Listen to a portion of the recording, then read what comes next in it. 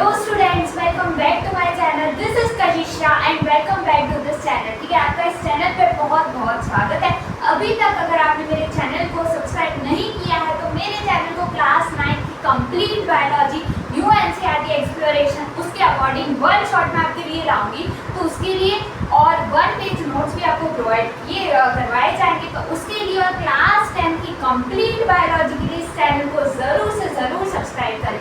ठीक है, अब देखो आज का हमारा टॉपिक है how to score 95% in biology. अब तुम सोचोगे मैम अकेला बायोलॉजी क्यों, हमारी तो पूरी साइंस हम पढ़ते हैं ना, फिजिक्स पढ़ते हैं, केमिस्ट्री पढ़ते हैं, बायोलॉजी। बेटा बायोलॉजी इसीलिए क्योंकि मैंने क्लास 9 की न्यू एनसीईआरटी देखी है जिसमें सबसे ज़्यादा चैप्टर्स बायोलॉजी के, मतलब सबसे ज़्यादा नंबर बायोग्राफ करती है। ठीक है, चाहे क्लास 10 हो, चाहे क्लास 11 हो, चाहे क्लास 12 हो, बेटा बायोलॉजी बहुत ज़्यादा इंपॉर्टेंट है और बायोलॉजी ऐसा गेम चेंजर काम करती है।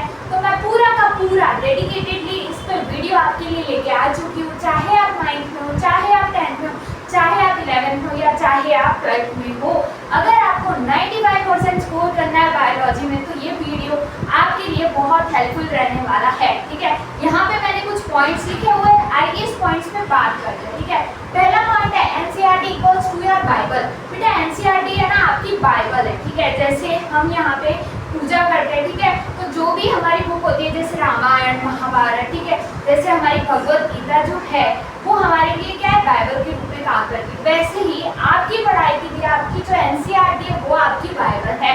ठीक है, चाहे आप 9th में हो, 10th में, 11th में हो या 12th में हो। ठीक है बेटा, एनसीईआरटी पढ़नी तो जो है इम्पोर्टेंट, बहुत ज़्यादा इम्पोर्टेंट है। तो एनसीईआरटी को पढ़े और अकेला पढ़ने से काम नहीं चलता है यहाँ पे। ठीक है, मैंने देखा है कि बच्चे एनसीईआरटी को है ना एकदम उसकी तरह पढ़ते, मैगजीन्स की तरह। ठीक है, कि बस एक बार ऐसे रीडिंग रीडिंग रीडिंग रीडिंग करते जा रहे हैं कंटिन्यू में 2 बार 3 बार नहीं। एनसीईआरटी को भी पढ़ने का एक स्मार्ट तरीका है।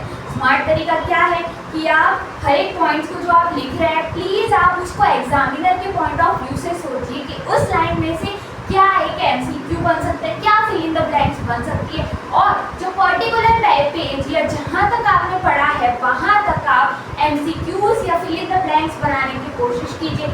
इससे आप पर्सपेक्टिव से सोच पाएंगे। आपने पढ़ा, आप सोच पा रहे हैं कि भाई इसमें से क्या एमसीक्यू बन सकता है, क्या फिल इन द ब्लैंक्स बन सकते हैं। तो प्लीज़ इस चीज़ को ज़रूर से नोट डाउन करें और जो आपको इम्पोर्टेंट लगता है उसको हाईलाइट भी करते जाए। ठीक है, फिर है अंडरस्टैंड एंड मेमोराइज। अब आपने एक बार वीडियो लेक्चर देख लिया, ठीक है, सपोज आप क्लास 9th में आए हैं, ठीक है, तो आपने जो फर्स्ट चैप्टर है बायोलॉजी का, ठीक है, उसका वीडियो देखा। अब बेटा जब आपने वीडियो देख लिया ना तो वीडियो को मैं देख के बच्चे है ना मूवीज की तरह देखते हैं। ठीक है, कि चाहे बस टीचर बोल रहे हैं आप उसको देखते जा रहे हैं। ठीक है, बट ये पॉइंट जो है एकदम गलत है। ठीक है, वो तो फिर आपने क्या किया ना, सारा काम तो टीचर ने किया, लिखवाया उसने, पढ़ाया उसने, सब उसने किया, तुमने क्या यहाँ पे मेहनत करी। ठीक है, तो सिर्फ यहाँ पे आपको वीडियो लेक्चर नहीं देखना, वो वीडियो लेक्चर हेल्पफुल है आपको उस चैप्टर को समझने के लिए। ठीक है, तो अच्छे से उसको समझे और देन उसके बाद जैसे आपने एक पेज पढ़ा, ठीक है, या आपने 1-1.5 घंटे का या 30 मिनट्स का 45 मिनट्स का लेक्चर देखा,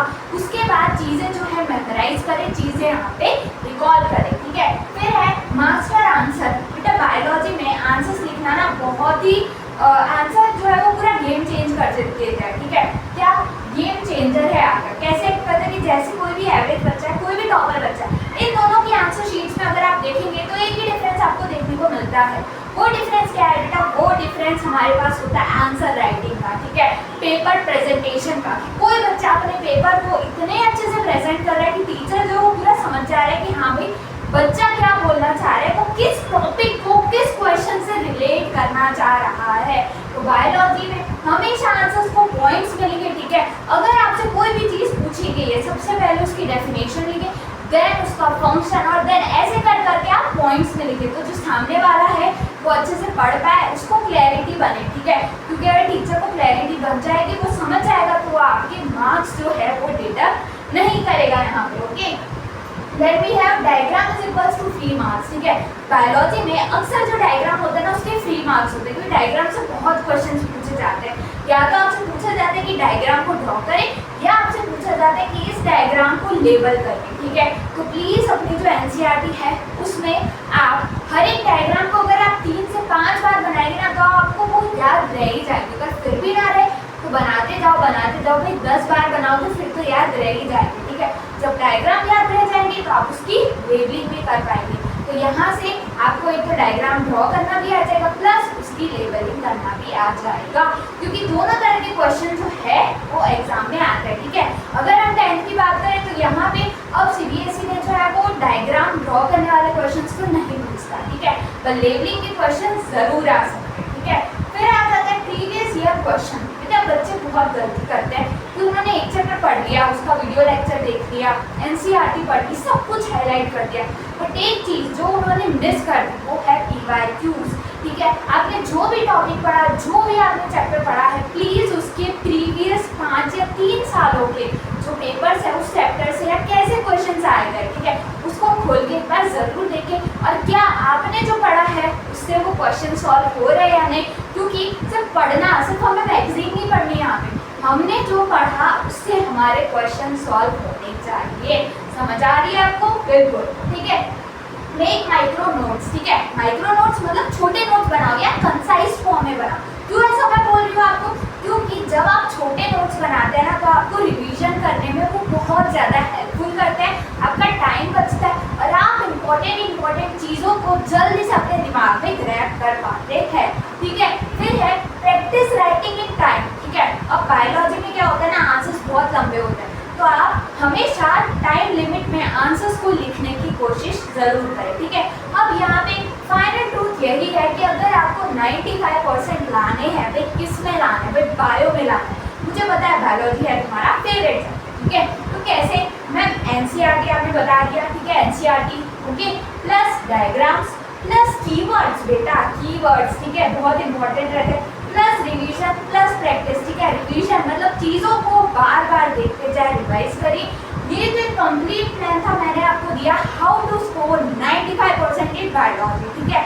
एक और मैंने वीडियो बनाई हुई है जिसमें मैंने बताया how to score 95% in science, ठीक है। वो पूरी साइंस की स्ट्रेटेजी उसमें मैंने आपको सेपरेट करके बताया कि फिजिक्स में क्या करना है, केमिस्ट्री में कैसे पढ़ना है, बायोलॉजी में कैसे पढ़ना है। ये स्पेशली वीडियो डेडिकेटेड थी बायोलॉजी के लिए, तो अगर आपको वो वीडियो भी चाहिए तो मैं उसका लिंक आपको डिस्क्रिप्शन में प्रोवाइड कर दूंगी। पढ़ते रहिए और अपने माँ बाप का नाम रोशन करते रहिए। With this thank you everyone, हम मिलेंगे नेक्स्ट वीडियो लेक्चर में। Thank you so much.